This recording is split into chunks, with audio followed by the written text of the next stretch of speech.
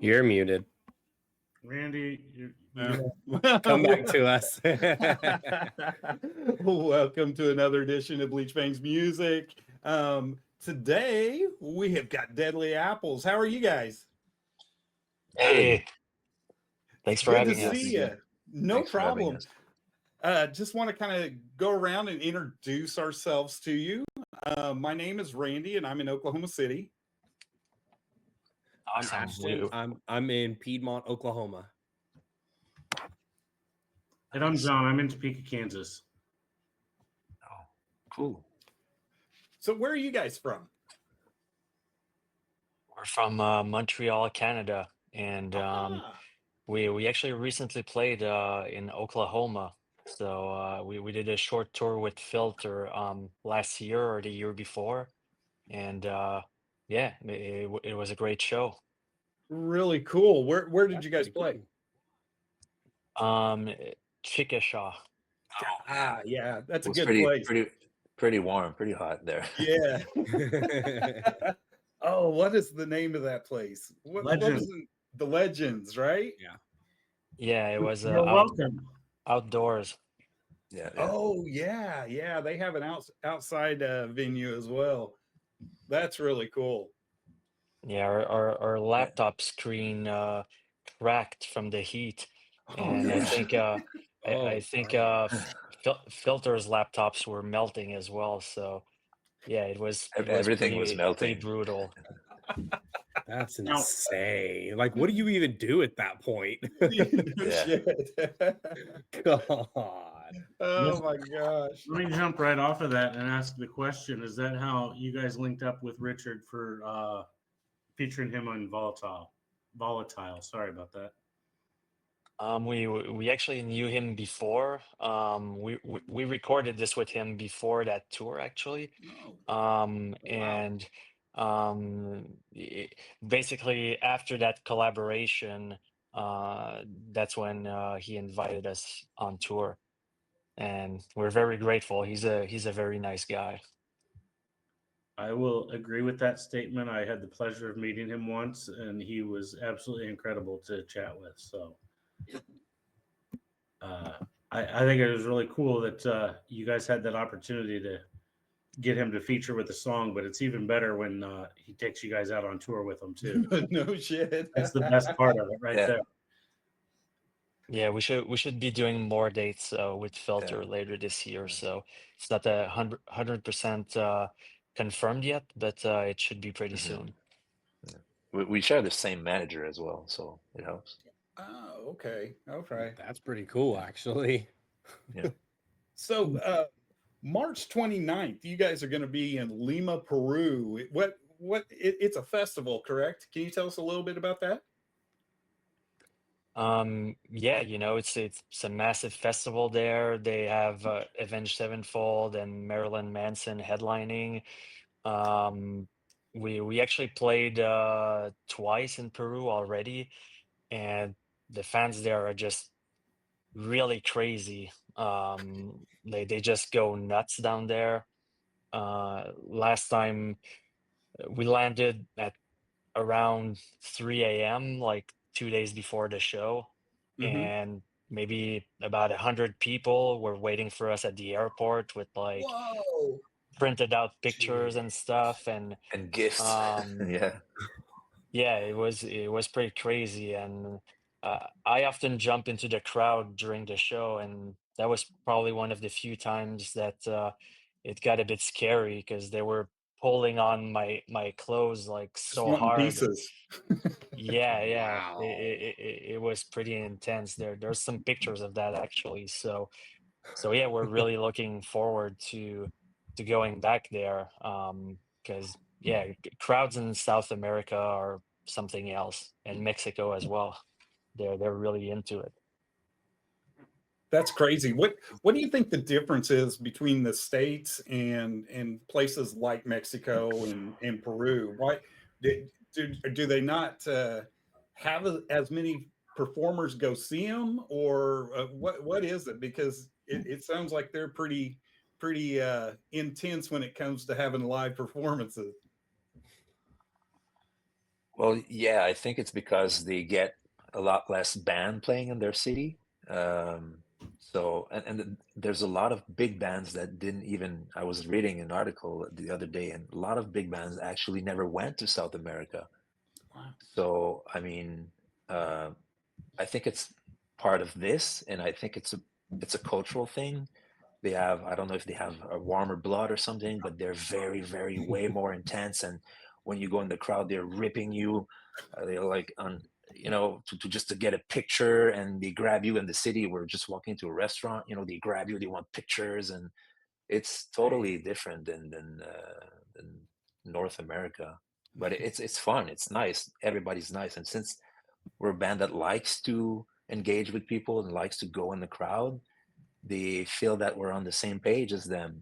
They feel that we're not trying to play the rock stars or anything. We just Mhm. like to hang out with them, and they really love that, and it shows. That's really cool. Can you give us a little bit of history on the band? How you guys came together and uh, members of the band and all that good stuff? We essentially have a pretty unusual history, but in a nutshell, the current version of Deadly Apples was formed in 2017, Mhm. and Antoine and I are the two band members essentially, and we also have live musicians with us on stage, a guitar player and a keyboardist slash dancer. Mhm. Basically, Antoine writes all the music. I write all the lyrics.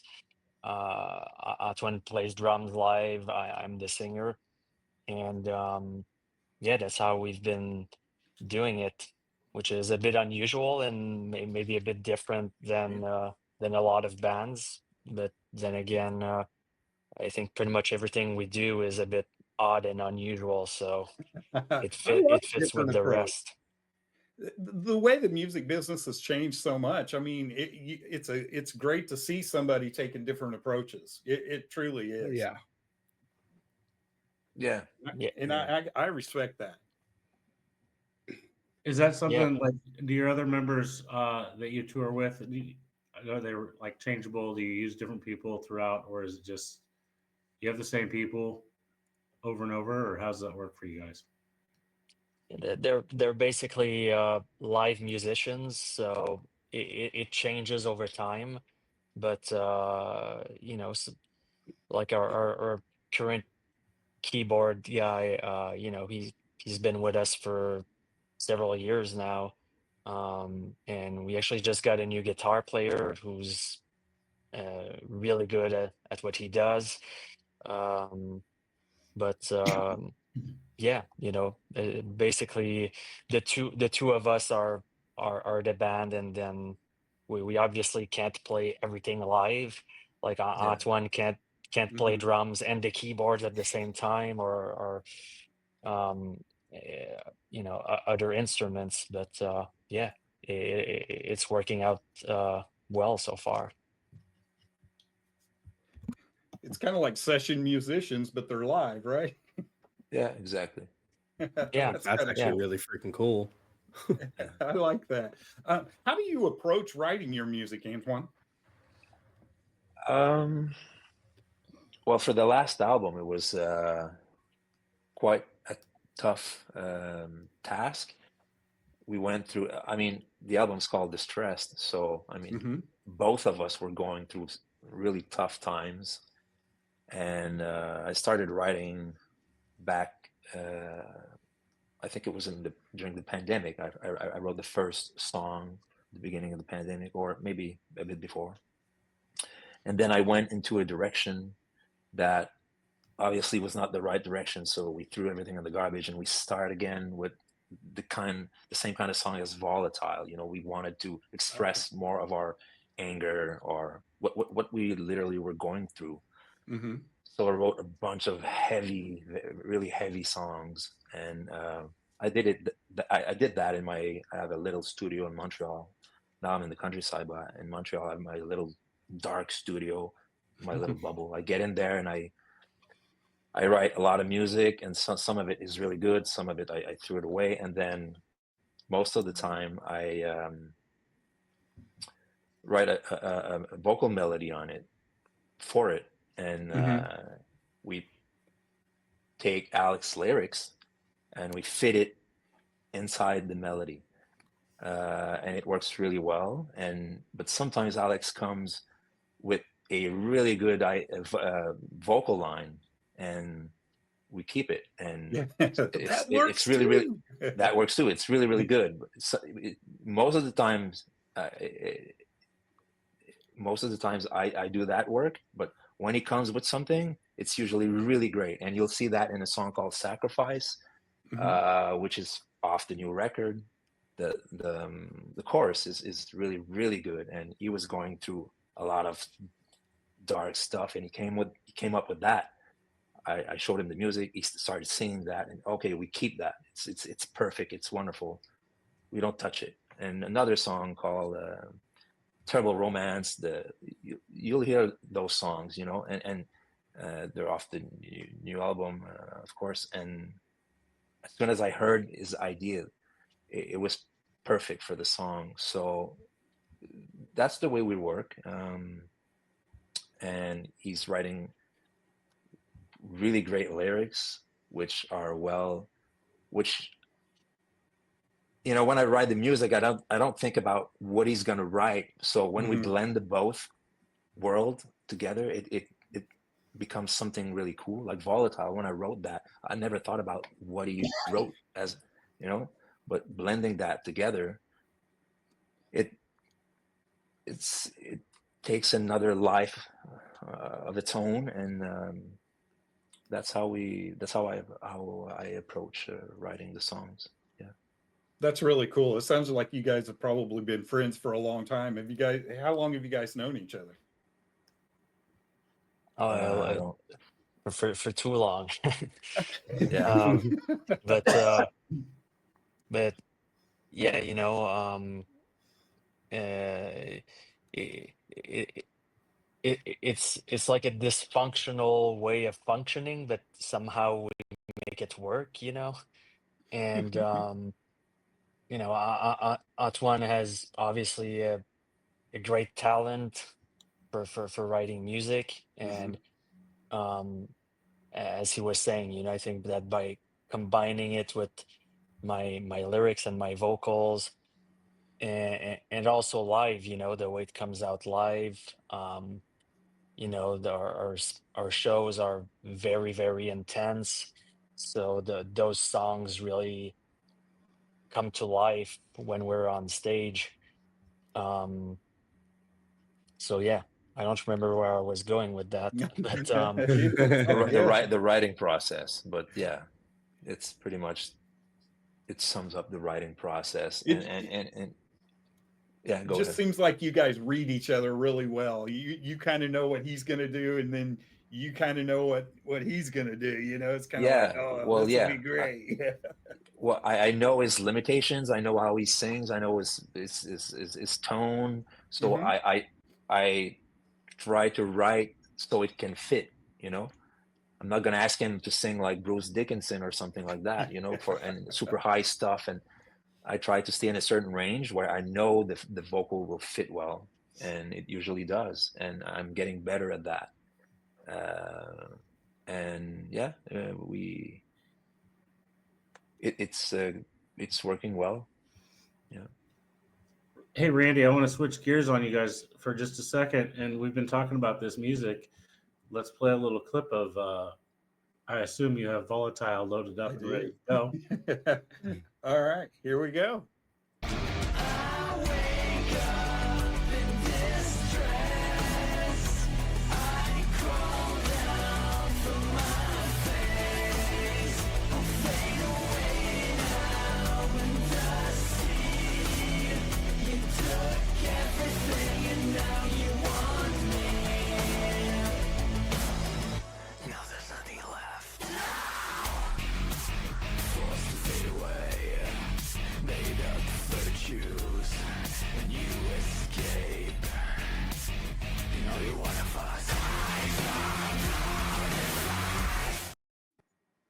love it, love it, love it. And it's just Thank you. different enough. It's like something you don't hear every day, and I absolutely love this. I can't Thank- say it enough. Oh, thank you so much. I Thank you. appreciate it. Who influenced you guys? Who are your influences? There's a lot of different influences. Like when you were can start 12 years out. old. You know, there on my end, you know, I grew up with bands like Korn, Deftones, Rob Zombie, Marilyn Manson, Rammstein, and I know Antoine loved these bands as well. And I think we both also love more current bands. So I, I guess what we're doing is, you know, probably or hopefully like a modern version of, you know, some of the classic genres in a sense. Um, and yeah, I think it creates a unique Deadly Apples sound. Mhm. Yeah. And also, I was inspired a lot by film score composers. So Okay. as I'm doing that myself, so sometimes it can get a bit cinematic, or there's some different movements in the music, or like a lot of synth and a lot of waves and valleys and stuff like that. Well, maybe not in Volatile, but you'll hear on the other songs. So I'm inspired a lot by film music as well. That's a Pretty dope. that's a super cool little side note there. With that, is there any films that we should be watching for your music in, or is that something you can tell us? Yeah. Last summer I did a film called House of Ashes. It's an American film. It's a horror film. Obviously, I love the horror genre. I think it's right now. It's touring like the festival circuit, so it's not out yet. But it's called House of Ashes, and it's pretty cool. And the soundtrack. I mean, I'm pretty proud of it, and I'm looking forward to do a lot more. So yeah.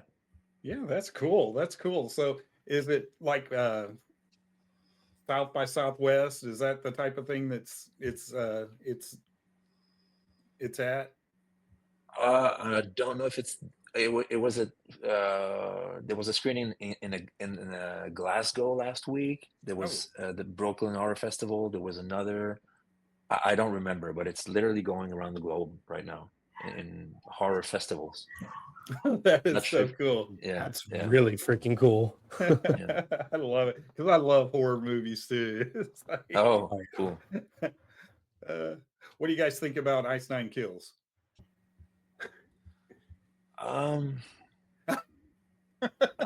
Obviously, I don't know a lot. I mean, what I heard sounded good.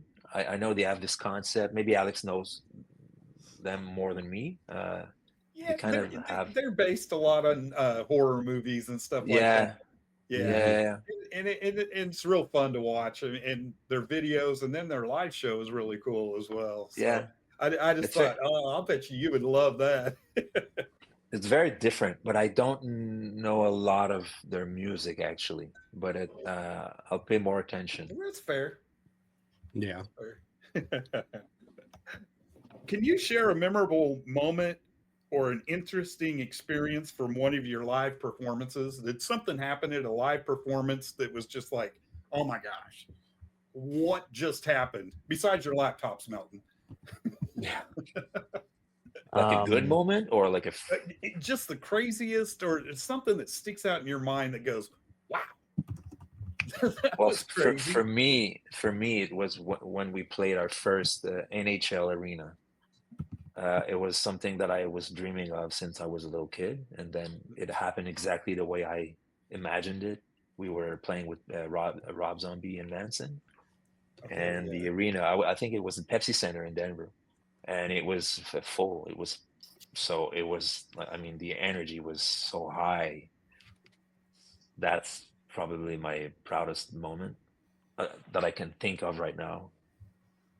Oh yeah. What about you, Alex? Anything crazy happen to you while you're putting on a show?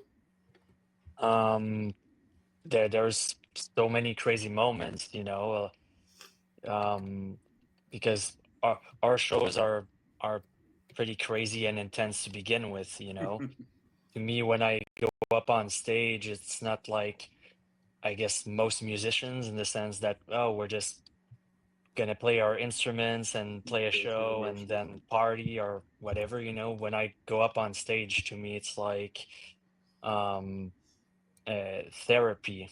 It's like an exorcism.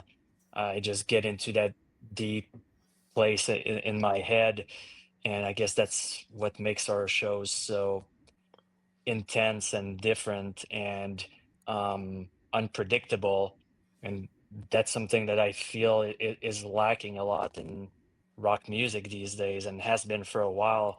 A lot of fans and people in the industry and other artists have told us that we're basically bringing back the danger on stage, and you don't know what's going to happen, and if you don't pay attention, you might end up in the ER because you got a mic stand in the face or a water bottle or whatever it is. And I think that brings back, makes it exciting and interesting again. And that's something that I guess gets people to pay attention, because a lot of people, when they go to see shows, they don't necessarily give a fuck about the opening acts. But whenever Mhm. we play, we see people's jaws dropping, like, what the hell is going on here? And I guess that's the best compliment we can have. um as far as a moment, I mean, one that comes to mind is, uh one show a few years ago in Mexico. Is a massive festival called Hell and Heaven, which we did a few times. I went to the barricade, and while I was singing a song, a girl just literally grabbed me and started kissing me, and I didn't even have time to react or see what she looked like. And Well, then it was when a I guy. It was a guy. He's like, I was watching the whole time. yeah, well, fuck, now my story is not what I expected it to be. No, You just ruined his story. she she she was actually very beautiful, so I ended up kissing her more. But that was kind of an odd moment, making out in front of 80,000 people, or however many people there were, with like all these cameras like projecting on the massive screens. Uh, that was kind of unexpected. Wow, that's awesome. Oh That's yeah, I awesome. can imagine. Speaking of festivals, what do you prefer more, festivals or an intimate club? What's your preference?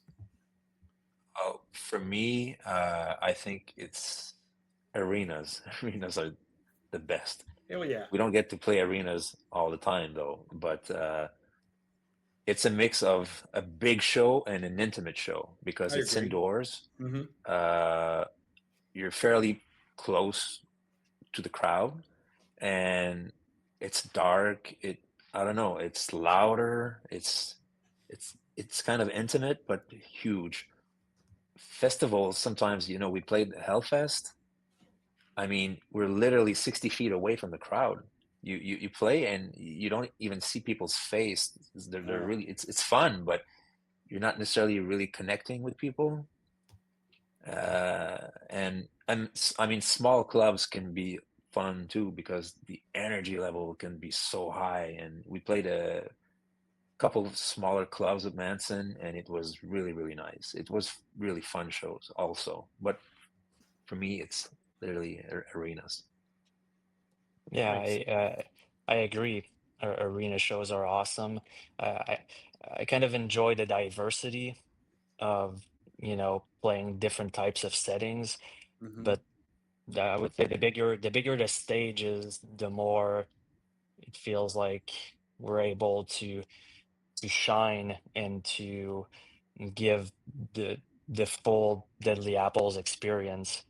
Um, but yes, the smaller clubs are special too.